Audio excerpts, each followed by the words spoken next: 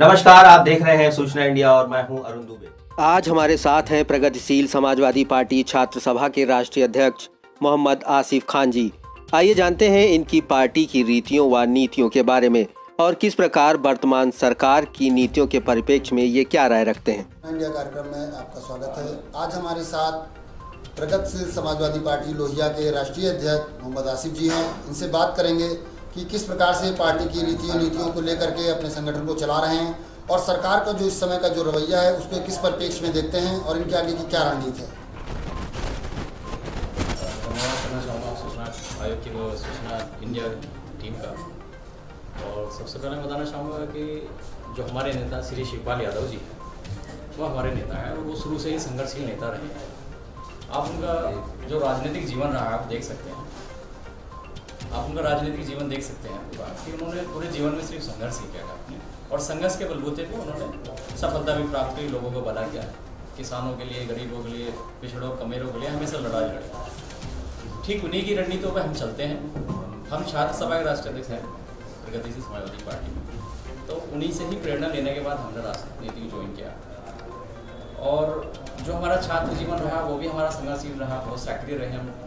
तो शिवपाल यादव जी को हमने चुना है, वरना किसी अन्य दल के जैसे जो नेता थे हमें मतलब बुलाते थे, हम उनसे मिलते तो, लेकिन जो क्वालिटी शिवपाल यादव जी में है वो मैं किसी प्रदेश में किसी नेता में नहीं देख पाया। आप ये डायरेक्ट शिवपाल जी से जुड़े या पहले समाजवादी पार्टी जो हिस्सा हुआ करती थी पार्टी, आप वहाँ से जुड़े हुए थे?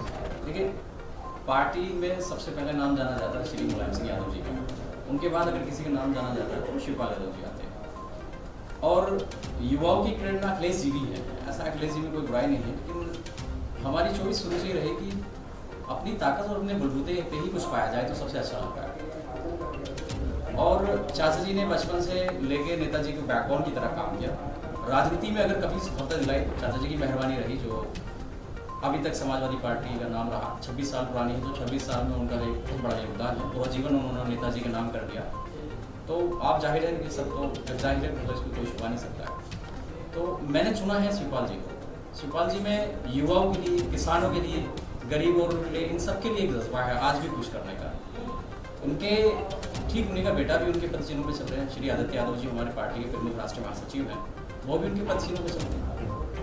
चाहते तो वो भी आज के इंटरनेशनल ऑस्ट्रेलिया अमेरिका कहीं जाके अपना वर्ल्ड लेवल का बिजनेस फैलाते हैं, लेकिन उन्होंने सब चीज़ को त्याग करके हम जैसे गरीब और मजदूरों के बच्चों के लिए राजनीति में उतरे ताकि हमको हमारा न्याय और हक मिले। हम अपनी राजनीति में आने का मकसद सिर्फ राजनीति करना नहीं रहा।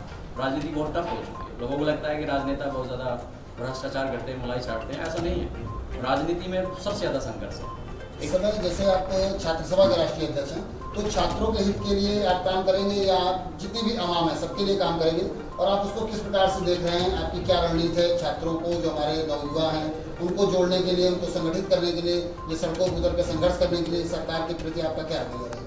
देखिए, सबसे पहले मैं कहना चाहूँगा छात्र जो होते हैं वो देश के भविष्य होते हैं और छात्रों से ही पूरा देश का जितना भी प्रशासन है वो छात्रों से ही निकल के आता है, चाहे वो IPS हो, IRS हो और या जितने भी IAS कैटेगरीज हैं, सब छात्रों में ही कहीं ना कहीं छात्र रहते हैं। सबसे बड़ी बात यह है कि छात्रों से तो हमारा एक अलग लगाव है ही, क्योंकि हम खुद एक छात्र हैं, छात्र हैं और अब छात्र नेता भी हैं, तो जाहिर है कि मतलब उनके लिए हम हक की लड़ाई लड़ेंगे, चाहे वो सड़कों पर लड़नी पड़े या फिर कॉलेज या उनके जो प्रशासन है उनसे हमें बातचीत करनी पड़े। लेकिन इनके साथ साथ जो हमारा जीवन में सबसे महत्वपूर्ण भूमिकाएँ हमारे गरीबों किसानों की हैं, क्योंकि हमारा जो भारत देश है वो एक कृषि प्रधान देश है, विश्व में जाना जाता है, अच्छा नाम जाना जाता है। तो किसानों के लिए आज बड़ा मतलब बहुत बुरा व्यवहार उनके साथ हो रहा है। उनको उनके फसल का लाभ नहीं मिल पाता, उससे ज़्यादा लागत लग जाती है। एक किसान तपती हुई गर्मी में मतलब हल जोतता है, उसके बाद फिर फसल उगाता है, 6 महीने साल भर इसको वेट करता है, उसके बाद भी उसको उस हिसाब से उसको मतलब लाभ नहीं मिलता। तो सरकार को उनके लिए कुछ अच्छा सोचना चाहिए, उनके लिए कोई स्पेशल एक टीम बनानी चाहिए, कोई अच्छा सा उनके लिए स्कीम तो कर रही है कि जैसे चाइनीज़ कंपनियां और देशों से हटाई गई हैं और कंपनियां हैं जो चाइना में व्यवसाय कर रही थी उनको इंडिया लाया जा रहा है। अभी बिजनेस समिट हुआ है, कई तरह की हुए, तो इस तरह से यहाँ लाने के जो प्रयास हो रहे हैं उन पर मतलब सरकार की जो नीतियाँ हैं उन पर आपको भरोसा नहीं है इस समय? देखिए, सरकार को उनसे गरीबों का और जनता का कोई भला नहीं होता है। उस पर अडानी जी का भला होता है, अंबानी जी का भला होता है। वो एक जो वर्ल्ड लेवल का ग्रुप है, जो एक ह्यूज ग्रुप है, उन लोगों का बेनिफिट होता है। इसमें आपका हमारा कोई भला नहीं होगा। जो 20,000 की जो सैलरी का एम्प्लॉय था उसका कोई भला नहीं होगा। जो एक रिटेल वाला जो दुकानदार था उसका कोई भला नहीं होगा। ये MNCs आ रही हैं तो इंडिया में 2 ही ठेकेदार बैठे हैं, गवर्नमेंट सीधा सीधा इन हाउस में उनको एक कॉन्ट्रैक्ट दे देती है कि ये नया कॉन्सेप्ट है, हम ये बिजनेस लेकर के आ रहे हैं, तो सीधा सीधा मोदी जी या तो अडानी जी को या अंबानी जी को कॉन्ट्रैक्ट देते हैं। तो उसमें जो देश की 139 करोड़ की जनता है उसको कोई लाभांश सीधा नहीं होता। एक आदमी प्रतिदिन अरबपति बनता जा रहा है और आप जैसे हम जैसे मतलब जो मध्यम वर्ग के इंसान हैं वो प्रतिदिन गरीब होते जा रहे हैं। आसिफ जी, आपसे एक आखिरी सवाल कि छात्र सभा के आप राष्ट्रीय अध्यक्ष, छात्र कहा जाता है कि देश का कर्णधार है युवा, और जो छात्र, चूंकि आप खुद भी कह रहे हैं हम छात्र हैं, छात्र नेता हैं, आप छात्रों को क्या संदेश देना चाहेंगे? देखिए, छात्रों ने हमेशा से संघर्ष किया और ये आगे तक भी रहेगा।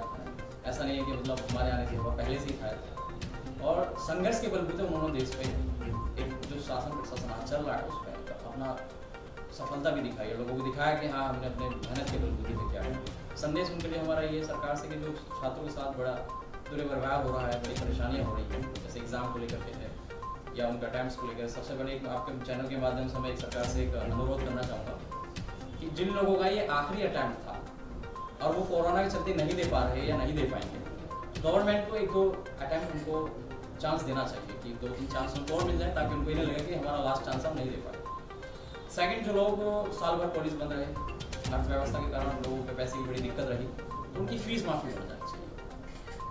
हमने हर वर्ष लाखों करोड़ रुपए अपने कॉलेज और स्कूल के द्वारा कमाते हैं, एक वर्ष अगर हम नहीं कमाएंगे, देश हित में हम फीस माफ कर देंगे तो कोई बुरी बात नहीं। इससे हमारा देश को ही भला है और हम देश के लिए हमेशा खड़े हैं।